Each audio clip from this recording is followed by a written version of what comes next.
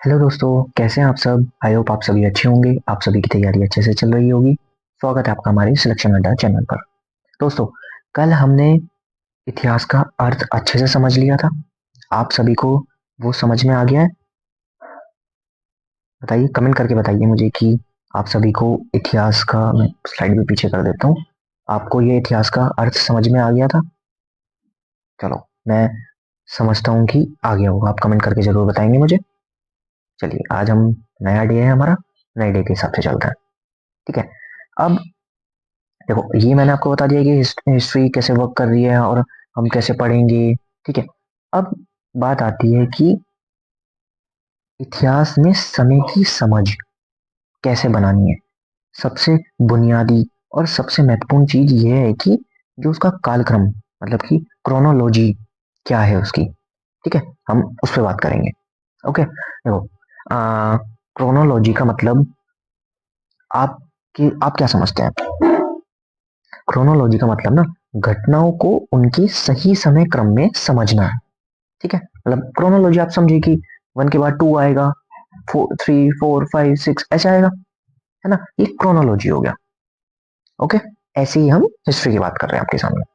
तो देखो, अगर हमें यह नहीं पता होगा ना कि कौन सी घटना पहले हुई, कौन सी बाद में, तो हम इतिहास को सही तरीके से कनेक्ट नहीं कर पाएंगे, है ना। इसलिए हम हिस्ट्री के ये शुरुआती वीडियोस में आपको यही क्लियर कर रहे हैं कि अर्थ क्या है, कैसे हम पढ़ाएंगे और कैसे आप ये क्रोनोलॉजी है आपके टाइम की, है ना।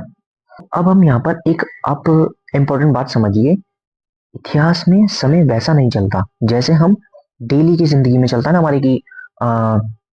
एग्जाम्पल की आज हम कहते हैं कि 2024, 2025 या 2026, लेकिन इतिहास में समय को दो हिस्सों में बांटा जाता है।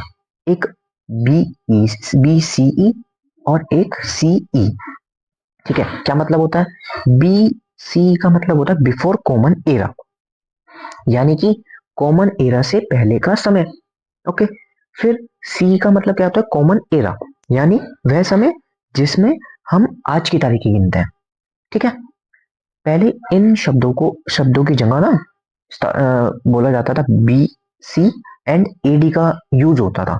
लेकिन यूपीएससी और मॉडर्न हिस्ट्री राइटिंग में ना अब बी सी ई और सी ई ये दोनों चलते हैं। ठीक है, ये ज्यादा एक्सेप्ट किए जाते हैं। अब एक बहुत ध्यान देने वाली बात है कि जब हम बी सी ई की बात करते हैं तो समय उल्टी दिशा में चलता है। यानी कि देखो, मैं आपको समझाता हूं। यानी कि आप समझिए, देखिए, यानी कि देखो, 1000 बी सी ई पहले आता है और 500 बी सी ई बाद में आता है। जितना छोटा नंबर उतना हम वर्तमान के करीब आते जाते हैं। उदाहरण के लिए, मैंने उदाहरण भी यहाँ पे लिखा हुआ है। जैसे बुद्ध का जन्म 563 बी सी ई माना जाता है और उनका निर्वाण 483 बीसीई में माना जाता है। तो इसका मतलब क्या होता है? इसका मतलब होता है, मैं एक बार इरेज कर देता हूं। इसका मतलब होता है कि 563 बीसीई पहले की घटना है और 483 बीसीई बाद की। लेकिन जैसे ही हम सीई में प्रवेश करते हैं तो समय की गिनती ना सीधी हो जाती है। जैसे कि 2024 के बाद 2025, है ना। समझ गए आप? जैसे पीछे का एग्जांपल ये तो मैंने आपको रिसेंट का दे दिया। आप मान लीजिए कि 100 सी ई पहले आएगा और उसके बाद क्या आएगा आपको? 500 सी ई। ठीक है, सीधा हो गया ना। यहाँ पे हम उल्टे की बात कर रहे थे। ठीक है। यही कारण है कि बहुत सारे स्टूडेंट क्रोनोलॉजी में कंफ्यूज कर बैठते हैं। अब आपको ये अच्छे से समझ में आ गया होगा। तो यही हमने आपका सबसे पहले ये कंफ्यूजन शुरू में ही क्लियर कर दिया कि क्योंकि मैं आगे सीधा बोलूंगा कि बी सी ई, तो आप कंफ्यूज ना हो कि सर ने ये क्या बोल दिया। ठीक है। चलिए, अब एक एग्जाम्पल मैं आपको और देता हूँ। देखिए, अगर हम यह नहीं जानते कि हड़प्पा सभ्यता बुद्ध से पहले की है, तो हम भारतीय इतिहास की एक क्रोनोलॉजी को समझ ही नहीं पाएंगे, है ना। तो एक आपका हो गया स्ट्रक्चर, दूसरा हो गया आपका अर्थ, और तीसरी क्लास में हमने पढ़ा है आज समय की क्रोनोलॉजी। ठीक है, ये आप समझ गए। चलिए, इतना आपको समझ में आएगा, कमेंट करके बताइए कि सर यस समझ में आ गया है, जैसे भी। ठीक है, अब हम चलते हैं आगे नेक्स्ट स्लाइड पे। आज हम थोड़ा सा ये भी पढ़ेंगे कि इतिहास का काल विभाजन और समय के तीन बड़े हिस्से। ठीक है, क्योंकि हम हिस्ट्री को ना तीन भागों में बांट के देखते हैं। ठीक है, देखो आ, देखो आ, आपका किसी का क्वेश्चन होगा कि सर हमने ये इसको डिवाइड क्यों किया है। देखिए, हिस्ट्री ना इतना बड़ा सब्जेक्ट है कि अगर हमने उसे सही तरीके से ना डिवाइड करके पढ़ा ना, तो मुझे नहीं लगता कि आप उसे समझ भी पाएंगे। ठीक है, इसीलिए मैंने मैंने क्या, ये हिस्ट्री पहले से ही डिवाइडेड है, बस मैंने एक दो ऊपर नीचे कर दिया, वो मैं आपको बताऊंगा कि क्यों किए हैं। ठीक है, इसीलिए हम पढ़ते हैं कि इतिहास का काल विभाजन। ठीक है, क्या लिखा है, समय समय के तीन बड़े हिस्से। ठीक है, अब देखिए, तीन हिस्सों में हमने बांटा। सबसे पहला प्राग ऐतिहासिक काल, फिर आधे ऐतिहासिक काल, और थर्ड ऐतिहासिक काल। अब आप ये सोचिए, ठीक है, हम पहला पढ़ते हैं प्रागैतिहासिक काल, प्री हिस्टोरिक पीरियड। देखिए, यह ना वह समय है जब मनुष्य ना लिखना तो जानता ही नहीं था। ठीक है, यानी कि इस काल की सबसे बड़ी विशेषता ही यही है कि इसका कोई लिखित साक्ष्य नहीं है हमारे पास। देखो, लिखा भी है जब मनुष्य ने लिखना नहीं सीखा था। ठीक है, ये आपका एक क्वेश्चन पूछा जा सकता है कि प्री हिस्टोरिक पीरियड या प्रागैतिहासिक काल में उसकी विशेषता क्या थी। तो सबसे बड़ी विशेषता क्या थी, उसका कोई लिखित प्रमाण नहीं है। इस समय के बारे में हमें जानकारी मिलती है केवल पुरातात्विक साक्ष्यों से। जैसे पुरातात्विक साक्ष्यों का मतलब क्या होता है, जैसे पत्थर के औजार, मिट्टी के बर्तन, गुफाओं में बनी पेंटिंग, है ना, जैसे भीमबेटका से मिलती है। यही कारण है इस काल में इतिहास को समझना थोड़ा डिफिकल्ट हो जाता है। लेकिन इसका मतलब यह नहीं है कि यह काल कम इंपॉर्टेंट है, ऐसा कुछ नहीं है।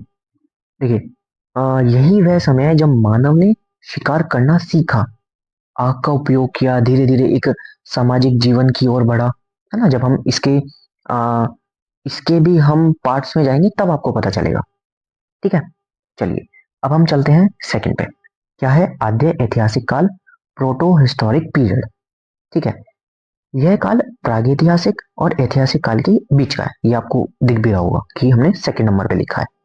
ठीक है, इसके हम कालखंड पे भी बात करेंगे जब हम एक एक टॉपिक उठाएंगे ना। अभी अभी सिर्फ आपको एक स्ट्रक्चर दे रहा हूं मैं। ओके, देखो, इस समय में मनुष्य ने लिखना तो शुरू कर दिया था, लेकिन हम आज तक उस लिपि को पूरी तरह से पढ़ नहीं पाए हैं।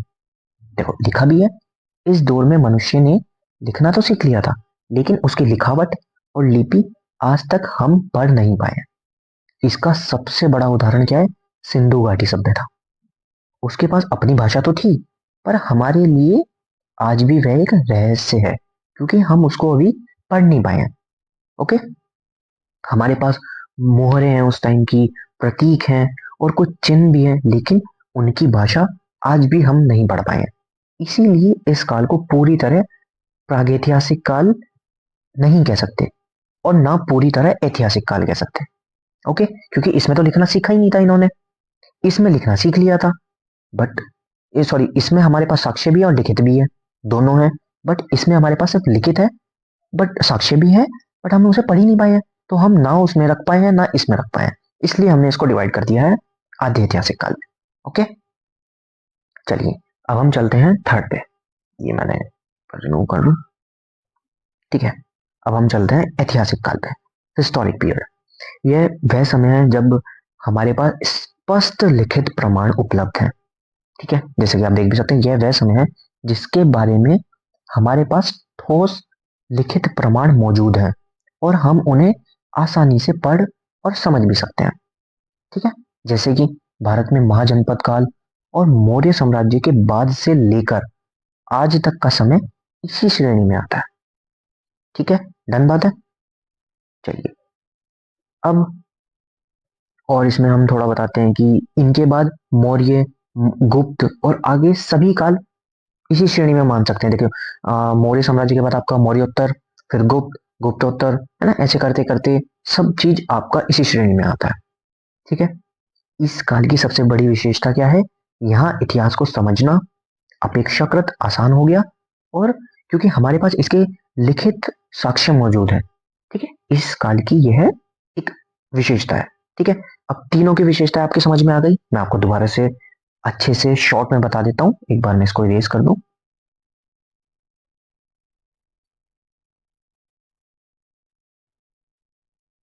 देखिए प्रागैतिहासिक काल की विशेषता क्या है? हमारे पास लिखित साक्ष्य अनुपलब्ध, मतलब कि हमारे पास लिखित साक्ष्य नहीं है, पुरातात्विक साक्ष्य हमारे पास है। ठीक है, डन बात हो गई।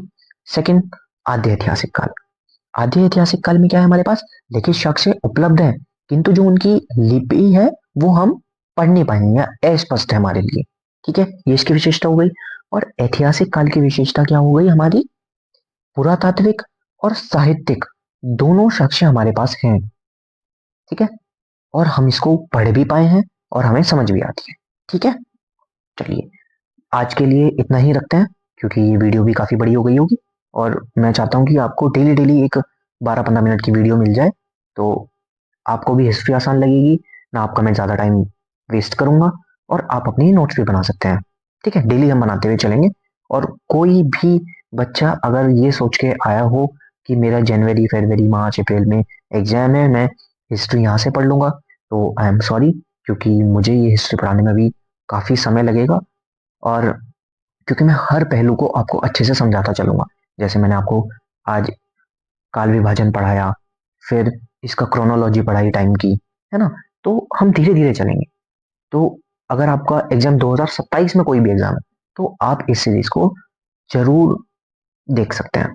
ठीक है, चलिए आज के लिए इतना ही, बाकी कल मिलते हैं। कल भी हम देख लेते हैं क्या पढ़ेंगे हम मैंने आपको हिस्ट्री के 3 काल बता दिए, पार्ट बता दिए कि हमने हिस्ट्री को कैसे कैसे डिवाइड किया है। सबसे पहले प्रागैतिहासिक काल, दूसरा आद्य ऐतिहासिक काल, तीसरा ऐतिहासिक काल।